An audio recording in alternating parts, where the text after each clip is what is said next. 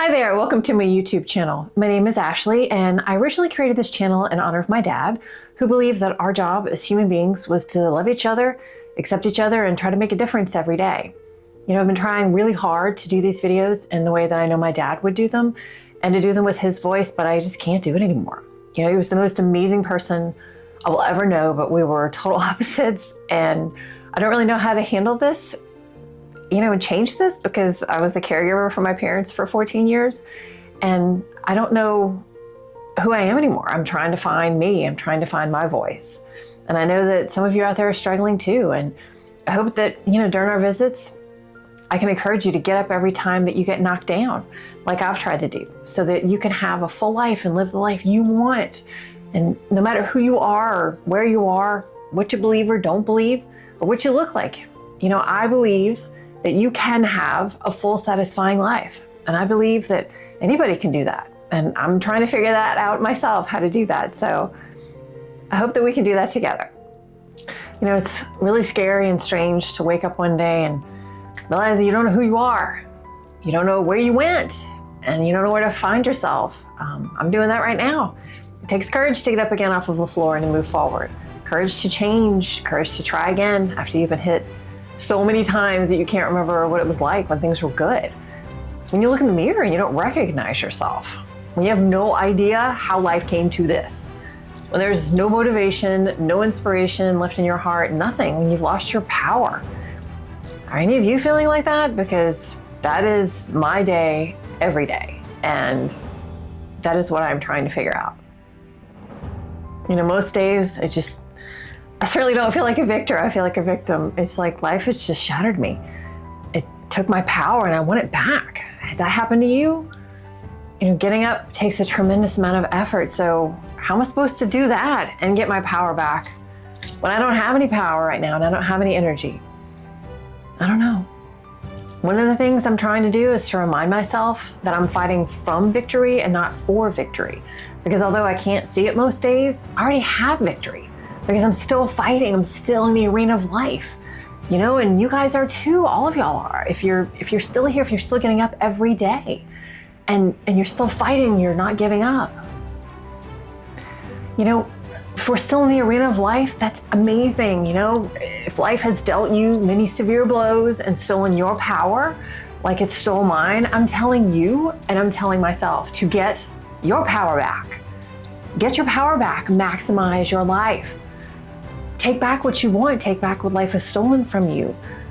Get your joy back. Get your happiness back. It's there somewhere. It's just hiding right now. It's there. So how do we get our power back? You know, I think that if we take hold of the potential inside of us, if you do that too and maximize it and see yourself as a winner, as the person that you dream of becoming, as a healthy person who beat a horrible disease or the victor in a legal battle. Use your imagination to see what could be if you stay and fight, if you stop holding yourself back. You know, tell yourself, get up, pick up your bed and walk, as Jesus told the paralyzed, incapacitated man who was lying by the pool of Bethesda. Stop sitting still and waiting for life to change, paralyzed by grief, paralyzed by anxiety, paralyzed by depression, being totally incapacitated. I get it. I've battled and I'm still battling all of those things. It's not easy to get up. It's not. It's so easy to give in and just give up instead of getting up. But I think that we can all figure out how to get up together. You know, don't let the darkness destroy you. Keep your light within you. Fight back and win. And when life sneaks up behind you and grabs the back of your head and slams you face down into the dirt, you have to get back up again, but how are you supposed to do that? How do any of us do that? How do you get up again and again and again? You know, life is short and we don't have the option to try when we know that we can do something, especially when it's about our lives. We have to reclaim that power that we lost. It's still there, even if it's not visible. It's still buried deep inside of you. We need to do what we can do and then do the next thing that we can do. Even if it feels good, there's no time for a celebration, or if it feels bad, there's no time for a pity party. Win the battle and move on to the next battle so that you can get to the finish line. Use that momentum. as an incredible force to keep you moving forward, to propel you to the next finish line, to the next. When you get there, look for the next finish line after that and keep yourself focused on that. I remember as a Christian, I was raised in a church and I was taught that we already have victory in Jesus, that we should fight from victory, not for it, because Christ already won the battle, and we're just really keeping that intact. But that is really hard to do. I really hate it, when people are all happy clappy and act like when you accept Jesus, poof, life just becomes wonderful and amazing. That is crap. That is total crap. It usually gets worse. I don't know if it's God testing us to see how much we really love Him. I don't know, whatever it is, but it is not easy. And neither is keeping your eyes on Jesus or on the finish line. It's so hard. But if you can stay focused, you can walk on water too, like Peter did in Matthew 14:22 and 23. You can get out of the boat too. You have the courage to do that. We just have had that courage just beaten down. And I'm not trying to say you have to be a Christian or be religious, even if you're not a Christian, even if you're an atheist or you don't have any beliefs, or if you had different beliefs, if you believe that the universe is there for you. Whatever it is that is your thing, that is your North Star, keep yourself focused on that. And if you don't have anything like that, then focus on yourself, put yourself there and focus on who you want to be, and see yourself at the finish line, and see yourself already having victory, and that you've gotten your power back. See that, There is this quote that I absolutely love by Theodore Roosevelt. It's called, "It's not the critic who counts." It's this really powerful way to look at life. It's, life is like an arena, and that it's a fight every day, just keep pushing forward. And sometimes, sometimes in life, just standing still is tough, but keep fighting for your life, for your dreams and goals, for your victory. Don't let grief win. Don't let anxiety win. Don't let depression win. Like I've always believed and said, as long as you're still in the battle and still fighting, you're not a failure. You're not a loser. Don't let anyone ever tell you that. No matter what has happened, no matter what has not happened, whoever abandoned you, even if you feel like God abandoned you, which I felt, keep fighting for you. Even Jesus felt abandoned by God. In Matthew 27:46, he said, my God, why have you forsaken me?" Oh my gosh, I felt abandoned by God so many times, like he's just thrown me to the wolves and he turned his back on me. I was just overwhelmed and confused, and I felt persecuted and knocked down so many times. But I try to remind myself that those terrible times, they can force us to change, which can be a good thing. They can make us look at where we are and what we want back, what life has taken from us. It can give us the courage to change and to be inspired by the things that could be. To use our minds to see that, what could be, what do we still want in life? What did we used to want in life that we think is dead now? But it's not really dead. It's just maybe in hibernation, I guess we could call it, When I think about stuff like that, like pressure and stress, pressure from terrible times can bring about really amazing change. Diamonds are made from just like these simple carbon atoms that were put in the middle of the earth under incredible pressure. And that pressure changes those carbon atoms into this amazing diamond. It survives the pressure and it comes out better and stronger than when it went in, like these seemingly simple, useless, small things can turn into powerhouses with stress and pressure. You be a powerhouse. You have the ability to do that because humans are composed of those carbon atoms. They're called the building blocks of life. In 2 Corinthians 4, it says, we are hard pressed on every side, but not crushed, perplexed, but not in despair, persecuted, but not abandoned, struck down, but not destroyed. So what does that mean? It means that we're still here, we're still in the arena, we're still fighting the battle, not giving up. Even if we have to be still for a while, as God tells us to do in Psalm 46:10, even if all we can do is stand up and stand still, that is fighting back. That is still doing something, that is still moving forward. That is what you can do in the moment. There's a guy, St. John of the Cross, who was a 16th century monk and a mystic, and he wrote about what he called the dark night of the soul. I'm sure a lot of you have heard of that. That term has been used to just, describe horrible times in someone's life when there's a lot of great agony and tremendous spiritual pain. probably sounds familiar to a lot of you as far as going through that, because I'm going through that now. And, I try to remind myself that it's just growing pains, it's just birthing pains. And to remind myself and to remind all of you that we're closer than we think to the victory and the happiness, to getting that new thing, to getting that new life, to getting back what we want. I believe that it's, that season in a lot of our lives that we can do that. It's something that we have to dig deep to believe most days. I know that I do. And I just know how hard it is, especially like having been a caregiver for my parents. Like, how do you believe that even if you believe in God, whatever you believe in, for me, it's God. I'm a Christian. So how do I continue to believe in God, and how do I continue to believe that things will ever get better after you see people hurt so badly, so close to you every day, and you watch that thing happen to them? My dad had Parkinson's and leukemia, and my mom had cancer. My dad loved God more than anyone I've ever known. I just really struggle with that. I don't understand. Why did God let that happen? Sorry. Why did God let that happen to him? I'm learning about that now. I'm trying to understand that. I'm reading about suffering and other things that I think I'll cover in another video soon. And if any of you all have anything that you do concerning that, or anything that you read or watch that you think would be helpful, I would appreciate knowing about it. If you'd leave me a comment. I don't know. So, I'm gonna take just a moment. Okay, sorry about that. I apologize. I just need to take a moment. So I wanted to get back to talking about,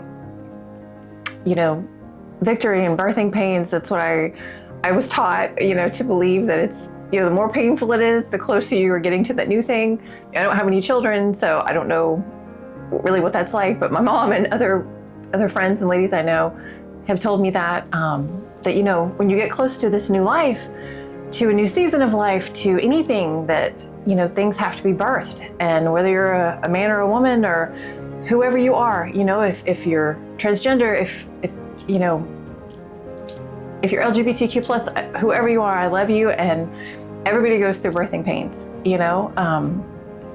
to get through different seasons of life. And I just, I was taught to believe, and I do believe it, because it certainly has happened that things usually get tremendously worse before they get better. And it took a long time. And they said, sometimes you get these moments where you don't know if it's ever going to happen, or you're going to give birth to this child. And I think life is so like that in so many ways. I certainly feel like I'm in the middle of that now. And I imagine a lot of you all are too. So, it's hard to believe that anything will ever get better in times like that. So I try to remind myself that it's growing pains, birthing pains. And that at some point, something will just, all of a sudden things will suddenly happen and turn around and get better. And you'll have this new life, and you'll have this dream and this thing that you've wanted, and it comes to fruition, and it happens. You win the battle for your health. You win a legal battle. You're exonerated. You're okay. And in that moment, all of the horrible things, disappear, and it was worth it to get to that point. It's just, you hear all this great stuff about being motivated and inspired to start. And when you get close to the finish line, you can see it. So it's easy to be motivated and inspired. When you see the finish line, you see the goal line. But how do you get through the middle? How do you get through the suffering? How do you get through the torture? How do you get through all of the mental anguish? How do you get through the dark night of the soul? That it's really not a dark night. It's dark season of the soul. Dark years of the soul, dark decades, plural decades of the soul. I don't know. I'm trying to figure that out. I just, my dad taught me to never give up on yourself, even if you give up on God. Always look within you, and you can get there. And I'm not, being a Christian, I'm not disrespecting God. It's just, Dad said, we as humans are really amazing creations, and everyone is, no matter who they are, or where they are, what they look like. It's everybody's amazing, and we can do it. We can. It's like one of those things where some of our choices in life, it's really just us accepting the last option that we have and hoping that somehow it will work out. And then we move forward in that direction with the expectation that it will be okay, that it will work out, that it will happen. And, sometimes to get there, I think you have to dig yourself out of the hole. And a lot of the things that get thrown at us in the battle that help us grow and help us give birth, we could maybe look at them in a new way. I don't know. I try, to look at all the junk of life and the crap that piles on top of us, as soil or dirt, because things you plant in the ground need soil and dirt and the nutrients in it to grow. And even though it feels like you're being just totally destroyed and overwhelmed, you're not, you're growing, and like even when a seed is put in the ground, that shell around the seed has to be destroyed so that the seed can come forth and blossom, and in that deep darkness, let transformation take place in it, and let it grow. Like I always think butterflies and cocoons, that the caterpillar and the cocoon coming out as butterfly is really cool, and that darkness that it happens in, and like, especially with planting, a lot of times, people put manure on plants and in soil to make it better. And so there you go, all the crap of life, all the manure of life, it can be helpful. It can help us grow. It can help. It smells really bad and it's a pile of crap at first. Yeah.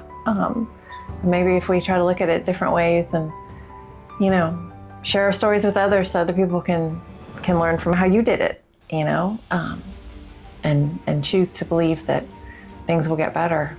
We can get there.